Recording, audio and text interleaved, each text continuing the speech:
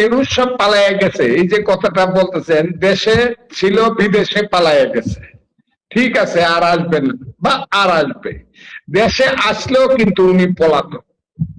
উনার নামে যখন 6টা 7টা মামলা ছিল, শেখ হাসিনা সরকার করছিল, তখন উনি বুক ফোলায় কিন্তু পুলিশ ছাড়া রাস্তা দিয়ে হাইটে যেতে পারছে, তার সাথে কোনো সিকিউরিটি লাগে নাই। আর সমস্ত মানুষ তাকায় রয়েছে ইউনুস সাহেবকে এত এই বৈশাখ মাসের রোদের মধ্যে 6 তলা 7 তলায় লিফট ছাড়া তুলতেছে হাসিনা সরকার, সবচেয়ে বড় ফেসিস্ট সেইটা ছিল তার। কিন্তু এখন যদি তার সাথে 200 পুলিশও দেয়, উনি কিন্তু ঢাকার রাস্তায় হাঁটতে পারবেন না। উনি আসলেই ঢাকায় থাকলেও, বাংলাদেশে থাকলেও উনি পলাতক, ওনাকে পলাতকই থাকতো। বাইরে গিয়ে বরং উনি ফ্রি হাঁটতে পারবো, ফ্রি চলতে পারবো, বাংলাদেশে থাকলে উনি রিয়েলি পলাতক। তো সেই জায়গাতে অন্য যারা আছে, এই যে আসিফ নজরুলের কথা খালি বলতেছে, বয়স আমার অনেক ছোট, আমি যেদিন আইএ পাস করছি, আইএসসি পাস করছি, সেই দিন তার জন্ম হয়েছে, অনেক ছোট আমার। আমি মনে করতাম বুঝি অনেক জ্ঞানী, উনি অনেক আইন জানে, আদালত জানে, কিন্তু আমার কাছে মনে হয়েছে কি কারণে যেন আমি সবসময় বলি, তার পূর্বপুরুষের সঙ্গে বোধ হয় খন্দকার মুস্তাকের বাড়ি তো কুমিল্লা কাছাকাছি, খন্দকার মুস্তাকের দেখা হয়েছিল। এই দুর্বুদ্ধির মানুষগুলা, কুটবুদ্ধির মানুষগুলা, আমার অতি চালাক মানুষগুলাকে আমার পছন্দ হয় না। যে ক্ষমতায় যাওয়ার আগে বলে আমি যদি একবার ক্ষমতা পাইতাম তাইলে দেশটারে বেহেশত বানায় দিতাম, আর ক্ষমতায় যখন গেছে, ক্ষমতা পাইছে, তখন দেশটাকে জাহান্নাম বানাইছে। আমি আসিফ নজরুলদের সম্পর্কে, এই যে মহিলা, আমি ভদ্র মহিলাই বললাম, তারা আসলে ওইভাবে ধরলে পরে ভদ্রলোক পরিবারের সন্তান, যদিও তার বাবা দালাল ছিল, সেটা ঠিক আছে, কিন্তু এই মহিলা সম্পর্কে এখন আর আমি বলবো না। তারা বিপদে আছে। যেদিন তারা বাকবাকুম করতো, যেদিন তারা, আমি বলতাম এই মহিলা সেন্ট মার্টিন দ্বীপ দিয়ে দিবে, যেদিন তারা বলতো আমরা কি এমনি ক্ষমতায় আসছি, যদি আপনারা পারতেন আমরা আসলাম কেন, এখন কোথায়, এখন কোথায় আপনি ভদ্র মহিলা, আপনি কোথায়? হ্যাঁ, একবার রাস্তা দিয়ে হাঁটেন তো দেখি, এখন আপনার সাথে কত কিছুর তুলনা হয় জানেন তো। কাজে আমি একটা ছেলে, আমি বলতাম যে জাসদ থেকে ইলেকশন করিয়া 2008 সনে 250 ভোট পাইছিল পার্লামেন্টে, সেও কিন্তু এখানে সবচেয়ে গুরুত্বপূর্ণ উপদেষ্টা ছিল, নামটা বললে আমি বলতে পারি, বলবো না, সবচেয়ে গুরুত্বপূর্ণ উপদেষ্টা ছিল সে। সে 8 সনে ইলেকশন করে জাসদের মশাল মার্কা লইয়া 260টা ভোট পাইছিল এমপি ইলেকশন। এদেরকে নিয়ে ওই তার সমস্ত এটা কি বলে, গ্রামীণ ব্যাংকের সমস্ত কর্মচারী কর্মকর্তাদেরকে, ভদ্র মহিলাদেরকে মন্ত্রী বানায়া স্বাস্থ্যের দায়িত্ব দিয়া এখন শত শত ছেলে অকালে চলে যাচ্ছে। আমার মৃত্যু তো কোনো দুঃখের না, আমি এই দেশে 78 বছর বাঁচছি, কিন্তু যে শিশুটা 2.5 বছর বয়সে মারা গেছে, সে তো 10টা ফজলুর রহমানের চেয়ে যোগ্য হতে পারতো। এই অপরাধের দায়িত্ব কে নিবে, কে নিবে, কে দিবে জবাব? এই যে 500 ছেলে 700 শিশু মারা গেল, এখানে তো অনেকেই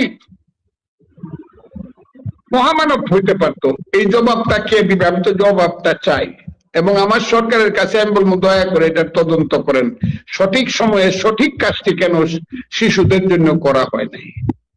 আর একটা কথা করতেছেন যে আমাদের সময়ে জেলখানায় নিতেছে, আমাদের সময় জেলখানা নিতেছে, অনেক মামলা হয়েছে আমাদের সময়, এই মামলাগুলো আমাদের সময়ের না, এই মামলাগুলো হয়েছে ইউনুস সাহেবের সময়ে।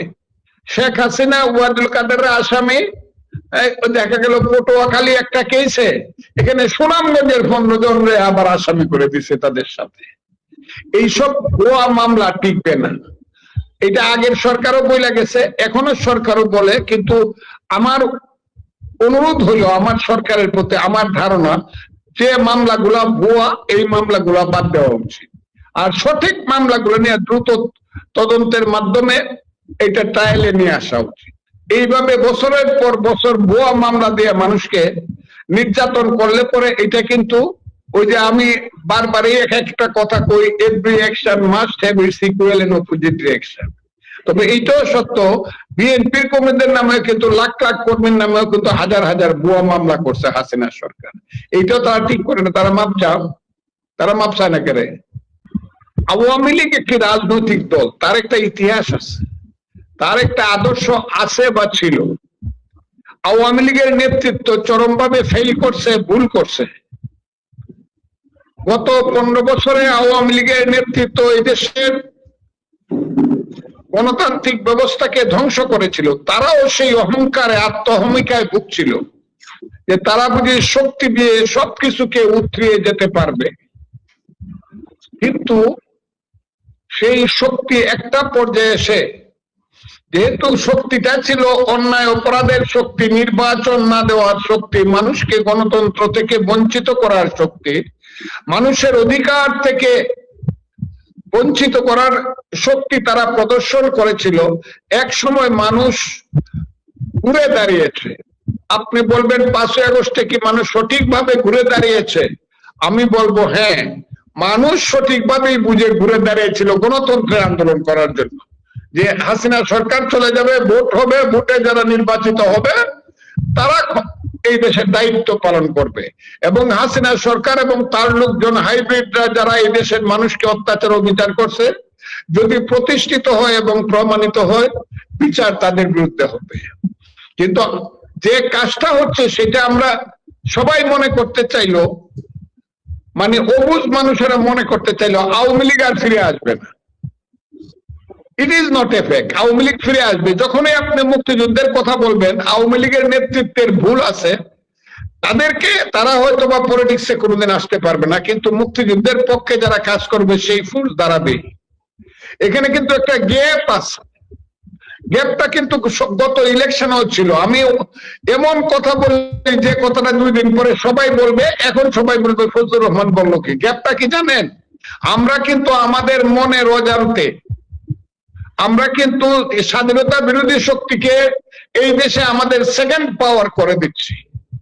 ইলেকশন করতেছি আমরা, মনে করেন ঢাকা আইনজীবী সমিতিতে অথবা সুপ্রিম কোর্ট বারে ইলেকশন করতেছি, আমরা কাউকে ইলেকশন করতে দেই নাই, আমরা জামাতে ইলেকশন করতেছি। কাজে আমরা যদি প্রথম হই, হ্যাঁ তাও হচ্ছে, কিন্তু সেকেন্ড হবে জামাত, মধ্যে তো কেউ নাই। কিন্তু আমরা যদি কোনোদিন ফেল করে যাই, তাইলে কিন্তু যাকে এখন সেকেন্ড বানাচ্ছি আমরা অজান্তে, তারা কিন্তু ফার্স্ট হয়ে যাবে। তখন কিন্তু 7 দশে 70 বছরও কিন্তু আমরা কাইন্ডার পথ ফুরাইব না জামাত একবার ক্ষমতায় আসলে। কারণ এরা হলো পৃথিবীর সবচেয়ে নিকৃষ্টতম মুনাফিক অপশক্তি।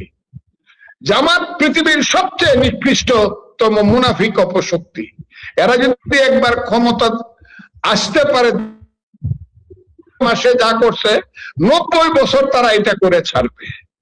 কাজে আমি সবাইকে সাবধান হতে বলি জামাত এবং স্বাধীনতা বিরোধী শক্তি সম্পর্কে, এবং এইসব এই বাটপার, চিটার, অসভ্য, অভদ্র, অন্যায়কারী, টাকা লুণ্ঠনকারী এইসব ছেলে পেলেদের সম্পর্কে আমি সবাইকে সাবধান হইতে বলি।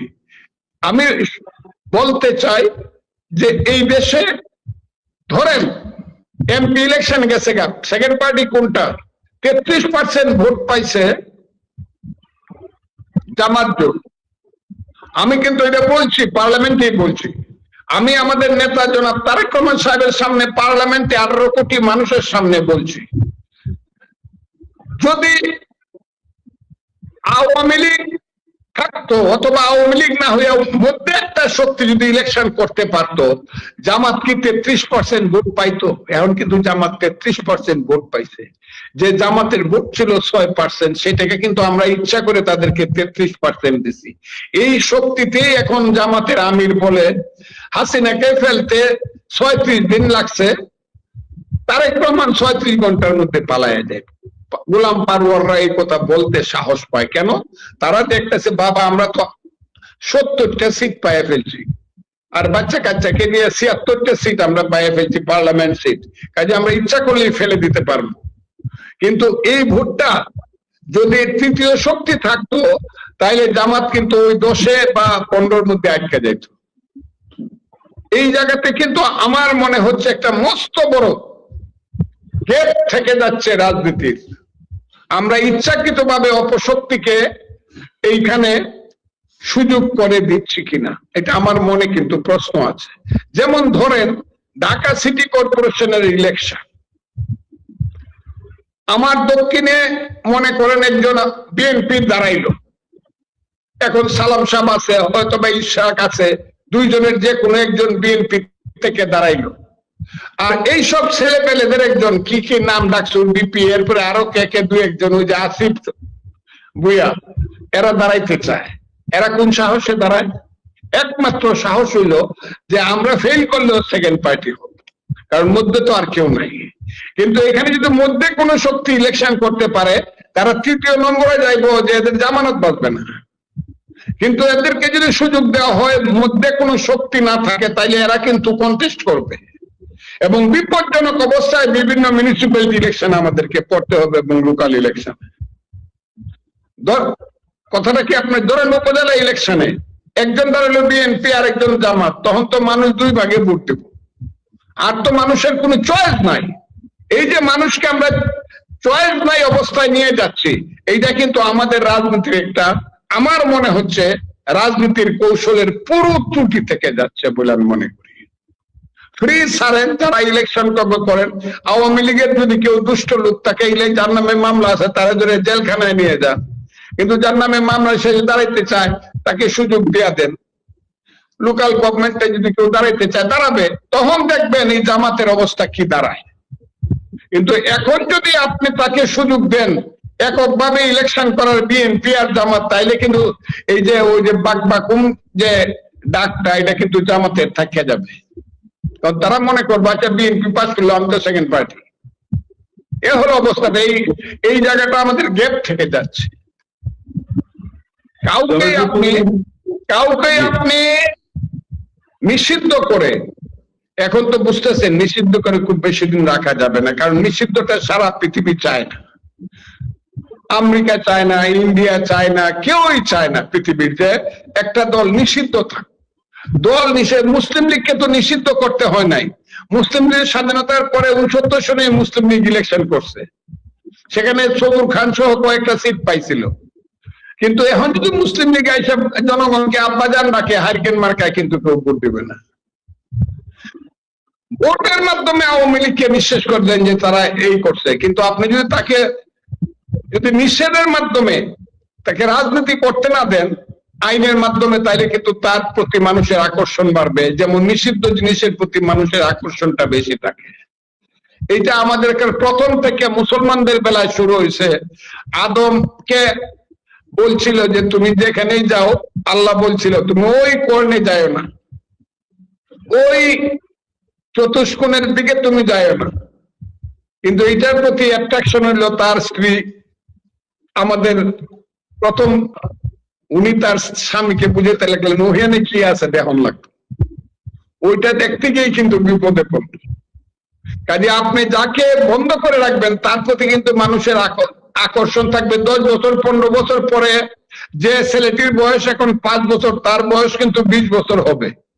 5 বছরের ছেলেটি কিন্তু জানলো না আওয়ামী লীগকে নিষিদ্ধ করা হয়েছে, কিন্তু আরো 15 বছর পরে তার যখন 20 বছর বয়স হবে বা 18 বছর বয়স হবে, ভোট দেওয়ার মতো বয়স, তখন সে জানতে চাবে একটা দল যে নিষিদ্ধ, এই দলটারে নিষিদ্ধ করছিল কেন। এই অ্যাট্রাকশনটা কিন্তু আসবে। নিষিদ্ধ জিনিসের প্রতি মানুষের অ্যাট্রাকশন বেশি আসে। এবং ওই জায়গাতে না, আমরা ওই জায়গাতে আমরা সবাই মিলেও যারা মনে করতেছি যে আবার আমরা সবাই মিলে যে বাবা আমরা কালুরা বা ওই যে জামাতরা মিলে যাবো আবার আওয়ামী লীগকে ঠেকানোর জন্য, সবসময় এটা হয় না।